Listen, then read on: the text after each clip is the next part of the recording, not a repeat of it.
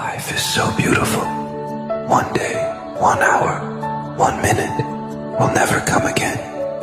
So forget all your problems and be happy. Hello mga kaibigan, magandang araw sa ating lahat. For today's video mga kaibigan, ipakita ko lang sa inyo kung gaano kalakas ang ulan at mayroong hangin din yung dalaw. Tingnan nyo mga kaibigan, sobrang lakas ng ulan dito mga kaibigan, dito tayo sa province. Tingnan nyo, bang lakas talaga ng ulan.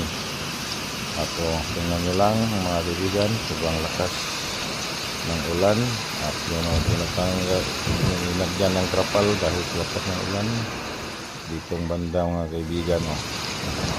Ulan pa mo at doon talaga mga kaibigan, ditong banda talaga mga kaibigan, sobrang lakas ng ulan at hangin yan, sobrang lakas.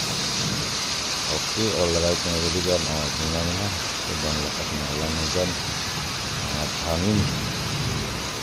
Okay, alright, ito mga kaibigan, sobrang lakas ng ulan at hangin. Okay, alright mga kaibigan, ipaasin yung lahat. At dito naman mga kaibigan, tapos na ang ulan kanina. Dito naman medyo okay na yung weather natin ngayon. Medyo makulimlim pa din ang kalangitan. At dito tayo sa labas, hindi to sa harmin ng bahay mga kaibigan. Nakisilong lang po dito. At sa inyong lahat mga kaibigan, at maraming salamat po sa patuloy inyong pagsuporta sa akin. God bless po sa ating lahat. Ito naman nature natin mga kaibigan, nature lover.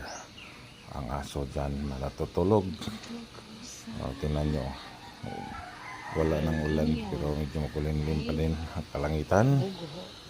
Okay, alright mga kaibigan, ito lang itong banda.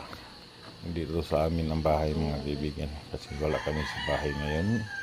Gala-gala muna sa bukid, gala-gala sa bukid mga kaibigan.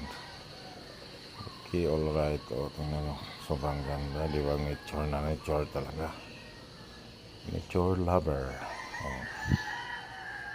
Okay, alright mga kaibigan, tingnan nyo, ganda talaga dito mga kaibigan. First na first ang hangin, first na first ang hangin, malayo sa kalsada, malayo sa mga alikabok, sa abog o iba pa.